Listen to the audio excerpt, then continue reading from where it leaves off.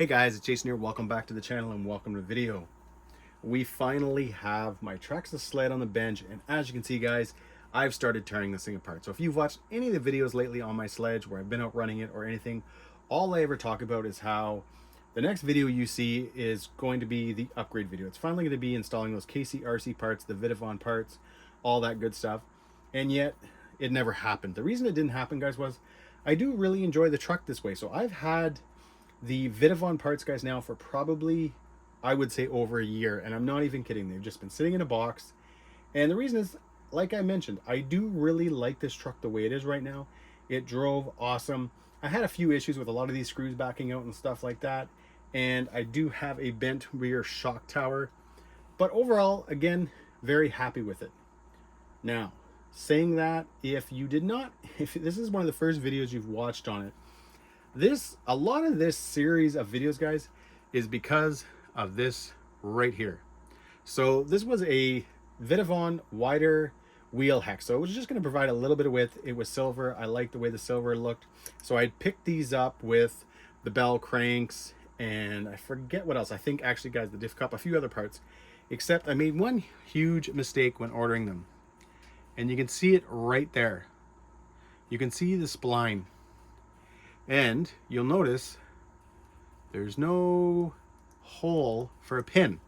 So usually you would back off the set screw, pop the pin out, put this in, pop the pin in, put the set screw in. But this, guys, does not work that way. What you need to have is what's over here. Hopefully, guys, this will focus. It's still in the package right now.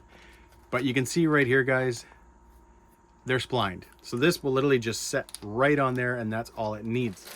But what happened was I ordered these, realized I ordered the wrong thing, and was like, okay, what do? Do I just set these $50, $60 parts aside and forget about it? Or do I go spend hundreds and go to that? Well, you can see what I did. While doing that, I always did want to change out my A, B, C, and D blocks to these KCRC blocks. These things, guys, are massive. And I also decided while I was doing that to do the aluminum shock towers as well, because I did, guys, bend the rear Basher Queen carbon fiber shock tower. Now, don't get me wrong, these things have been almost bulletproof, but I did want to change it up to these. So in today's video, what we're going to be doing is basically everything you see in front of you. I'm going to unbolt the front end, take it off, rebuild it with everything. So we've got slightly stiffer Traxxas springs. We've got the Vitavon full axles, guys, or the CVDs, steering knuckles, C-hubs, all that good stuff. It does come with beefier outdrives. So I actually, guys, have to pull the whole center diff, rebuild it with their outdrives. That's these guys right there. And again, we've got the KCRC front shock tower, KC A and B block. And I think that's it. Before, though, we get to that, I'm just going to quickly, guys, address my center differential. So I've already obviously done this. This is the Vitavon diff cup. The blue looks insane, and it does a pretty good job, guys, of matching with the Traxxas blue as well. It's obviously not perfect, guys, but it's pretty close.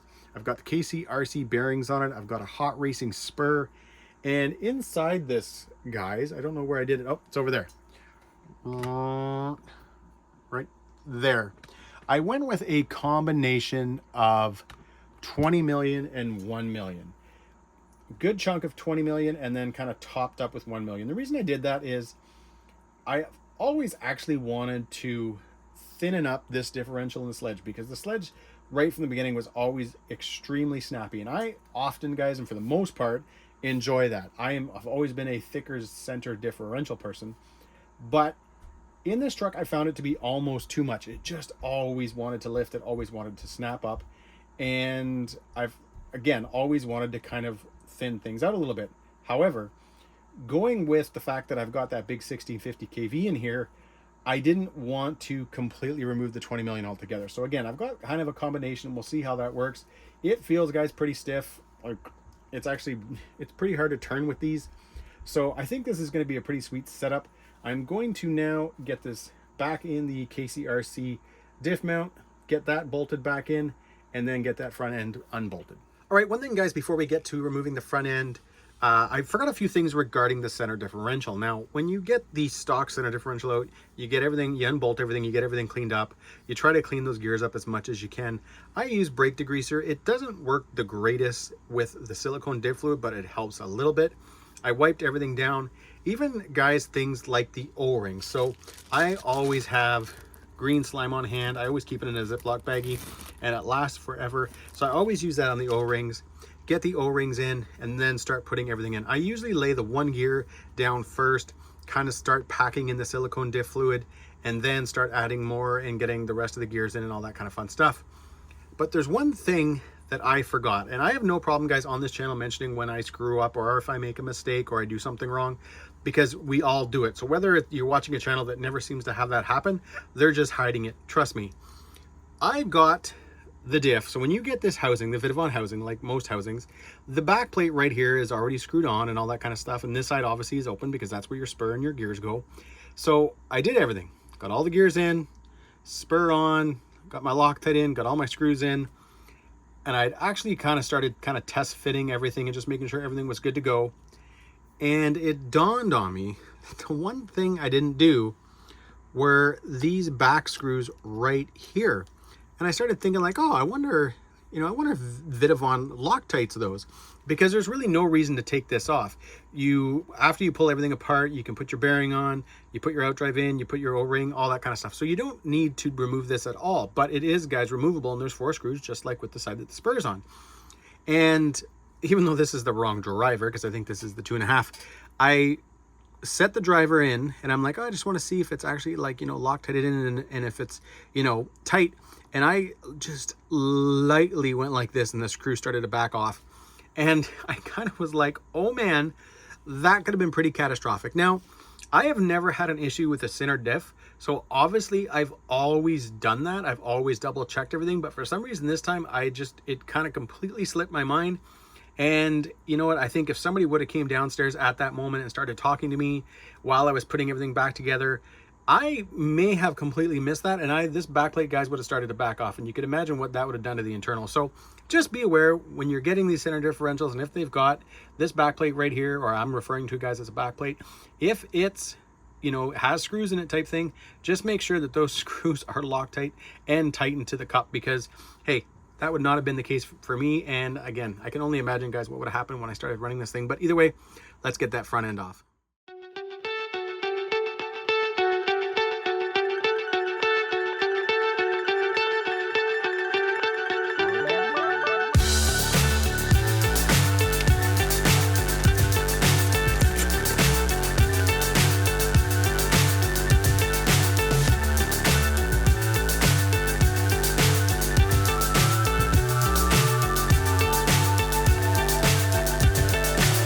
So high, I'm hypnotized. What's up is down, what's left is right. Chasing stars and holding you. I can't see the end, but we'll see it through. All right, guys, that's going to be the last of the time lapse. I can only handle so much of that. But what I wanted to show you guys quickly was the difference in the 2 out drives. Over here, now hopefully, guys, I can get this to focus so that you guys can really see the difference. But you've got right here the Vitavon one, right here the Traxxas one, and you can definitely see, guys, how this is a lot bigger, a lot beefier. But saying that, guys, on that note, the Traxxas one is still fine. There's no grooves in here. Sometimes, a lot of times, you'll see where the pins have kind of jabbed and sort of, pushed in on the metal, worn away the metal, and that is not the case, guys, whatsoever. So overall, guys, these things are doing a great job. The other thing I wanted to bring you guys in to show you, bring it up close, is this right here, guys, is the spiral ring and pinion well. This obviously, guys, is the ring gear from Traxxas. So I did destroy my rear ring gear when I had the stock one in there, and I went to this one. These are obviously, guys, like CNC cut, and at the same time, guys, they're the spiral gears. These things do a really, really good job, and you can see there is no wear anywhere, guys. This is what you need. I honestly, if I was buying a brand new sledge tomorrow, I'd be buying these things with the truck. Because if you don't, and you drive your truck, if you don't drive your truck, you put around, hey, you're probably not gonna have a problem. But if you're launching it, you're doing correcting, you're gunning the throttle, all that kind of fun stuff. And guys, I should note, that I destroyed the stock gear when I was running a 2200 kV motor, not that big 1650. So just something to consider. Now, when it comes to the actual shaft, so again, guys, this is obviously most of the CVD that comes with the Vitavon kit. And again, stock Traxxas, not gonna work. Vitavon, obviously, guys, fits. So again, all you have, guys, is basically bigger pins and more material around the outdrive. The actual drive shafts, guys, themselves, I'm just gonna kind of change the camera up here a bit. There's only about a, hopefully this comes across the way I want, but there's only about a 20 thou difference in size over this overall, like the actual shaft on this compared to the stock one. So again, pretty much, guys, all the material, all the meat goes into the actual where the pins are and all that kind of stuff. So again, just will reinforce everything, make it a little bit stronger. All right, so the nitty gritty is done. I've got everything, guys, back in the diff. I would have liked to have changed this gasket, guys, right here. I often will usually maybe rebuild a diff once, and then on that second time that I'm doing something with it, I'll replace this gasket, guys, right here. But I didn't do it. I forgot all about it this time, so nothing I can do about it. But I do have, guys, everything back together. Again, green slime on the O-rings, all topped up with 50 thou. I got 40 thou over there for the rear again. So this will be the exact same setup, guys, as I had, well, before the teardown right now. But once, guys, I get this back together, I'll start getting it back into the housing, and then we can start replacing these parts right here. I got to remember to change the springs too. I feel like I should take the shocks off right now to do that. I don't think I'll change the shock fluid just yet. I'll keep it the way it is. And once I get out and I start running it, I'll tune it from there. But either way, guys, I'm kind of getting excited because I'm at the point where I'm going to be able to start getting those over there into this bad boy. All right, guys, so everything is moving along very nicely. As you can see, I've got one of the sides, the right side here, fully complete. You've got inserts at the bottom and at the top. So what's nice about that and going from the aluminum into the aluminum is with those inserts, when you put your 2 screws in, you can you obviously, guys, have to use Loctite, but you can really wrench them down, and you guys can see still super free flowing. And again, guys, both screws, upper and bottom, I gave them a good old reef with the MIPs. So very nice fit and very, very snug. And what I want to do right now, guys, is kind of show you how all this sort of worked, because I was actually, you know, some brands can kind of get a bit of a reputation for just being, you know, parts that are, you know, sort of scanned and then just replicated in aluminum. And that is definitely, guys, what they've done with this full kit. It definitely is not that. They did a really, really nice job, and I'm actually, guys, very, very impressed. So this is your stock steering knuckle. So you can see you've got an outer. This actually, guys, is one of my KCRC bearings. And then you've got an inner one, and that's it. So when your axle, when you put everything together, that's it. There's no bearing back here. On the Vitavon one, you got your outer, you got an inner, but you've also got this big, giant, fat one right here. And that, guys, goes over the CD, goes over the pin, so that now your whole thing, guys, is going to be riding on 3 bearings, which is obviously, guys, very, very nice. A lot more support, and you're good to go. Now, while I was making this thing, I got to here, and I thought, okay, this is pretty cool. This is looking good. Again, guys, there's the spline. So this is your hex. So again, it's a little bit wider, guys. I don't remember. I think it was 5 millimeters. This goes on. Now, when I got to this point, I was like, okay, that presses in. It feels pretty good, but I can't see that being the only way. Because again, you got to remember right now, a normal hex, take this guy right here, has the hole in it. Hopefully you guys can see that. It's got the hole in it, and then you've got a set screw. So I went back to the package, and I almost missed it. In there, you got these guys. So what happens now is just throw a little dab of Loctite on there, and you can put that in.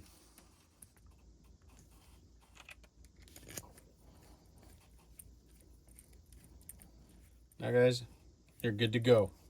Again, you got your nice Vitavon wheel nut. I can learn how to screw it on. And that's it. Guys, you're good to go. Obviously, I got to put the C-hub and all that together, but again, guys, you can see it on this one. Definitely a nice looking part. So what I'm going to do now, guys, is I'm just going to get the other side done, get that all completed, and get these things attached to the truck. I did go ahead and get the diff housing, guys, all back together. I got a couple of the screws in. You can see over here, I still have a couple of screws, and I try to put some of my screws back in places so I don't lose them. But yeah, guys, that's going to look pretty beefy. I'm getting pretty excited here. All right, I went ahead and finished up everything, guys, because I just got excited. I wanted to see how this was going to look. So, Vitavon steering knuckles, C-hubs, guys, the out drives, the CVDs, the bell cranks, which, guys, I got to say, super smooth. Feels great. Got all those in. I've got the KCRC front shock tower, your A, and if I can show you guys down there, B block. Right there. One thing, guys, quick with the A block. So because this block is a lot bigger, a lot thicker, the way the hinge pins, they've got like a built-in retainer for the hinge pins. The stock bumper, usually the hinge pins come into the bumper. So what I had to do was kind of remove a bit of the material, because these things, hopefully you guys will be able to see that. I'll try to do my best. You can see the black spot right there. So those are built in, guys, to the bumper. They're like little inserts, and that's what your hinge pin sits into, where usually it would come right through and then sit into the bumper. So I kind of drilled it out. I sort of mucked up that side. This side wasn't as bad. This side kind of looks like crap. But for now, that's going to work, guys. It's going to do what I want. I've ordered the RPM front bumper for the Sledge. It has the skid, and then it comes up into the bumper. Then you have the front piece. And then they use like kind of like a little hinge pin retainer that you screw in. I won't need that, but that's a good thing, because I don't need it, guys, because of this bumper. So I won't even have to worry about that part. I can just have actually, guys, the skid and the bumper on the truck. All right, so that is going to be it, guys, for this video. The next video, guys, we will be getting the rear end done. We'll get everything installed. We'll get all the electronics, the battery tray, the motor, all that stuff, guys, back in. And then hopefully, guys, after that, we'll get this thing out for a run. I am excited and just pumped to see this truck run, guys, with all these parts. I'm not gonna lie, I'm a little bit worried about adding, obviously, guys, the weight to the truck, but at the same time, you know what, the 1650, guys, with the 23 tooth pinion is an absolute monster. I did run this truck, guys, when I first installed that 1650 with a 25 tooth pinion, and it was ridiculous. It was so friggin' fast. It wheelied pretty much anywhere in the throttle band. And I know a lot of that, guys, obviously big power, 20 mil center diff, all that kind of fun stuff, but it was an animal, and I didn't have temp issues. So I think dropping it, guys, to the 23 tooth, which is what I've had in the last few videos and what I had in it, guys, before I started this teardown, I think is still going to be great. I think it's still going to be perfect for the truck. I don't think I'm going to need to gear down because of the weight or anything like that. But yeah, guys, super pumped to see how this thing is going to look when it's all done. And you know what, guys, as always, if you enjoyed this video, give me a big thumbs up, please subscribe, and have a great day.